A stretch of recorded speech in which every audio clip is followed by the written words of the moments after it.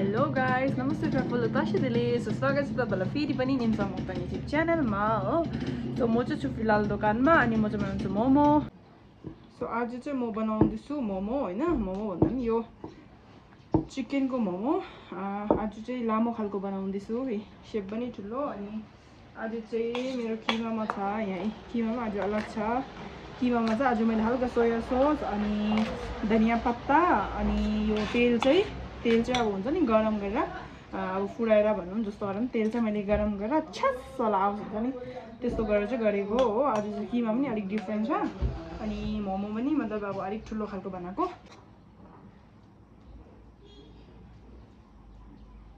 So guys अब चाहिँ म बनाउँछु हो मेरो मोमो हुन्छ नि त। यो चाहिँ मैले यस्तो गरेको छु।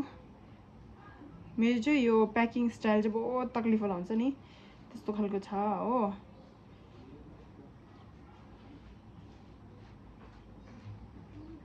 मेरो प्याकिङ गरेको चाहिँ जसले पनि देख्छ यति तक्लिफले गरेको भन्छ सबैले।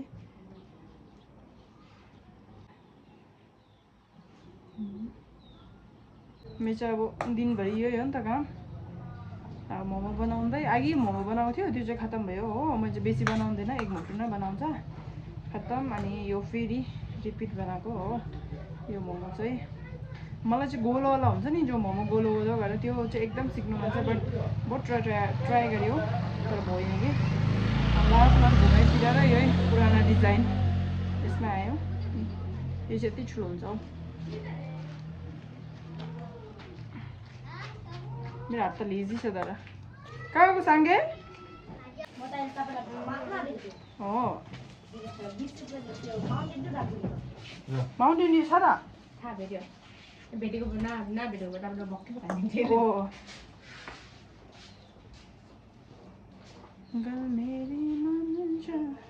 यस्तो बोर्डिङ छ हौ यहाँमा, बिग्री बट्टा पनि छैन। यति दिनभरि दौड्नु बस्यो, बेलुकाखेरि बिग्री भयो, कहिले त दिउँसो नै भइहाल्छ।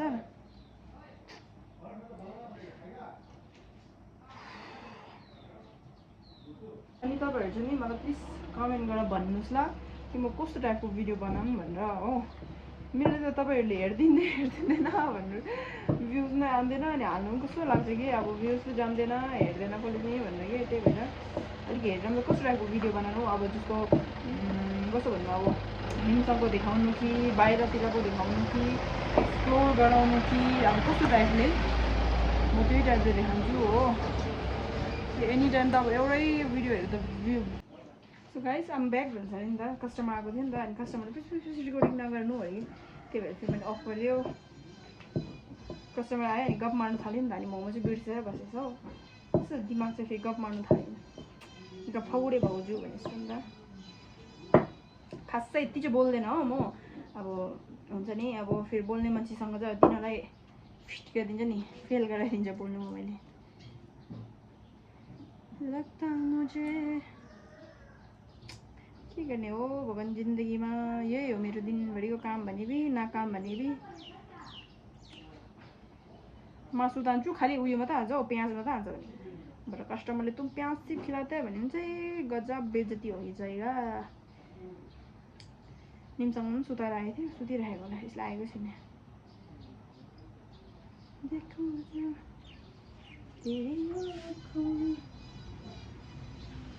फटाफट बनाएर राम्रो पनि बिग्रिन्छ नि, मस्तै मजा आउँछ। मस्तो मलाई जे होला होला भने जस्तो यो चाहिँ कसले भन्थ्यो नि।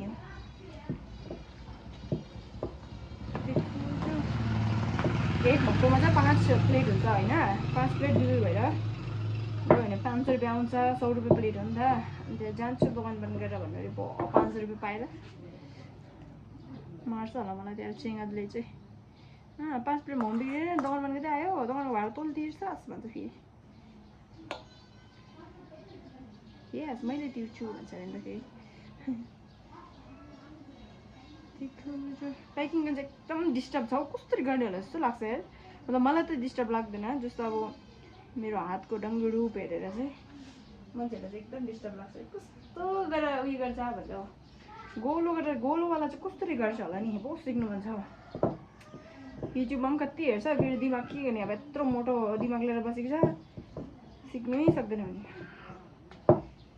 कफी मसिन लिन्छु भनेर मैले एकबार फ्लिपकार्टबाट मगायो होइन, तर त्यो कफी मसिन चाहिँ खोइ मेरो के भयो कि त्यसमा अहिले उयसमै छ त्यो सिपिङमै छ त्यो खोइ मगाएको मैले 1 महिना भइसक्यो होला अहिले त आइपुगेको छैन नेस्लेको मगाएको थियो फ्यासलै भइसक्यो होला त्यो आधा जस्तो पुगेर रिपोर्ट मार्दा पनि रिपोर्ट पनि हुँदैन फेरि क्यान्सल गर्दा क्यान्सल पनि हुँदैन अनलाइनमा देखेको अब कति 15,000 मतलब म्याक्सिमम चार्ज मिलाएर 16,000 थियो होला यहाँ मतलब 25,000 थियो कफी मसिन ल हो न बाबा न भनेको नि कफी मसिन चाहिँ राख्नु पर्यो एउटा हो कफी माग्छ नि त मान्छेहरूले अनि व्हाइट कफी त अब दुधवाला कफी त भने जस्तो हुँदैन कालो कफी त कफी हाल्यो चिनी र पानी उमाल्यो चम्चाले हिलाइदियो खत्तम व्हाइट कफीमा चाहिँ अब 20 रुपियाँ कप गरेर बिक्री हुन्छ नि हेर्नु चाहिँ अब त्यस्तो गरेर गर्नु पर्यो हो अनि ओभनहरू पनि लिन्छु सोचेको छु दोकान पनि मतलब चेन्ज गर्छु सोचेको छ मैले चाहिँ हो मभन्दा यहाँ 2 स्टेप अगाडि चाहिँ एउटा दोकान छ खाली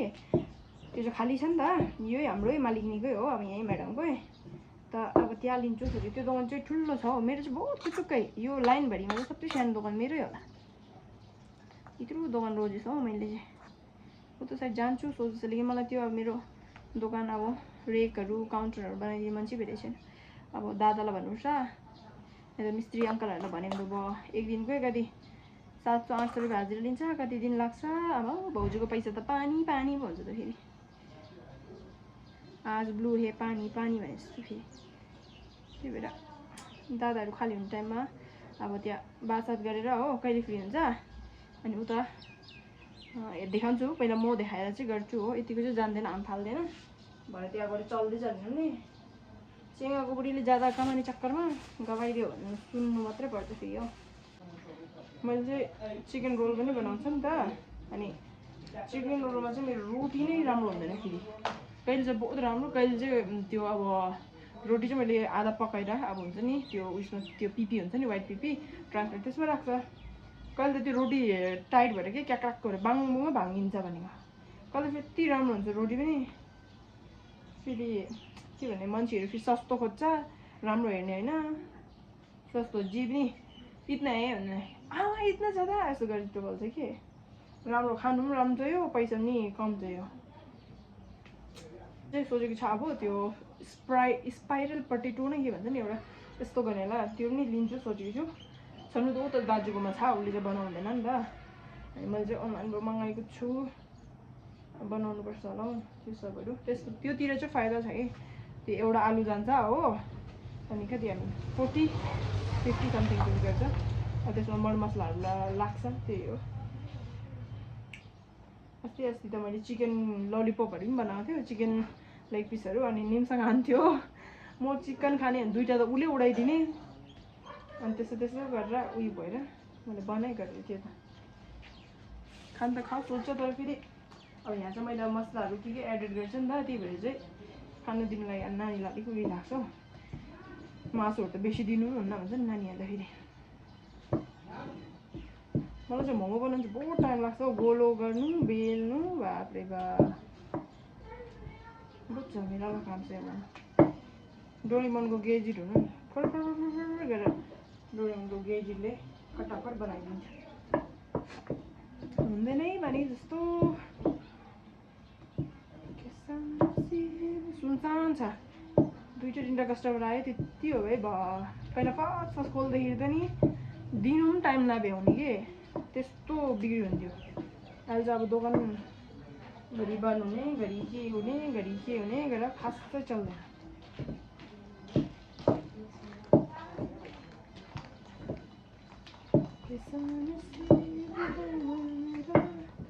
रोटी बेल्यो एकबार बाहिर हेऱ्यो फेरि गाना गयो रोटी बेल्यो एकबार बाहिर हेऱ्यो फेरि गाना गयो त्यही हो प्रोसेस चाहिँ अब थाकिसक्यो हो झन् उभिँदा पायो खुट्टाहरू यस्तो दुख्छ खुट्टा कमरहरू आमा नभन्नु मान्छेहरूलाई चाहिँ फेरि हामीले दिनभरि बसेर गफ हानेको देख्छ अनि मलाई के भन्छ यहाँ हाम्रो दिदीहरू तेरो त आशा नि होइन जिन्दगी भन्छ हो दिनभरि दोकानमा बैठो भन्छ गरेको कसले देखिदिने है गरेको त कसले देख्दैन नि हो नानी बाबु भन्नुले आफ्नो एउटा ढाड खुस्किएको खुट्टा खुस्किएको कसले देख्दैन खराब चाहिँ भनेको होइन अभि भरे खराब भनेको हुन्छ त्यही दिदीहरू त्यो उयो छ नि त एउटा दिदी अनि उसले भन्छ कि मजा छ नि भन्छ नि त मजा छ भन्ने मैले पनि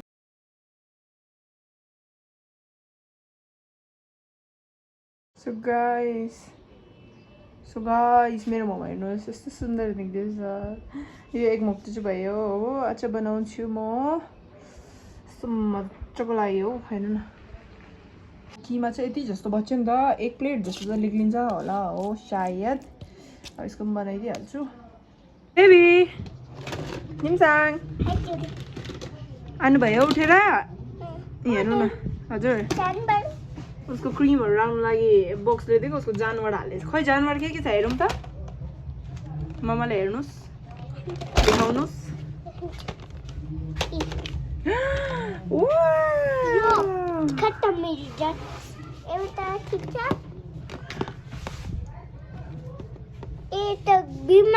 ओ बिमार छ यसले लडेको। भात खाँदैन ओहो निम्साङ जस्तै रहेछ नि भात नखाने होला। भात खाने वाला होइन यो हो र उयो भात खाने वाला होइन हो र अम्बो निम्साङले त यति जानवर पालेको बेच्ने बेबी बातमा। मम्मा देखो टुट्यो ओहो यो भी बीमार है इसलिए हो यो भी बीमार छ सब इसको जस बीमार भए मेरो को हाल्दे यहाँ हालिदिनु। दोस्लाई जो बिमार छ त्यसलाई यता हालिदिनु। यो इनर बीमार से बन्द गरिदिनु। ल मम्मी मैले भक्कै प्यार बोले प्यार गरियो कसलाई? भक्कु तपाईले हो र मम्मी देख्नु न बहुत बोरिङ भने मम्मी मिसले मलाई हो र हम देख्नु न इनर खट्टा में देख्नु न कि देखे हजुर फोन राख्नु राख्छु नि। फेरि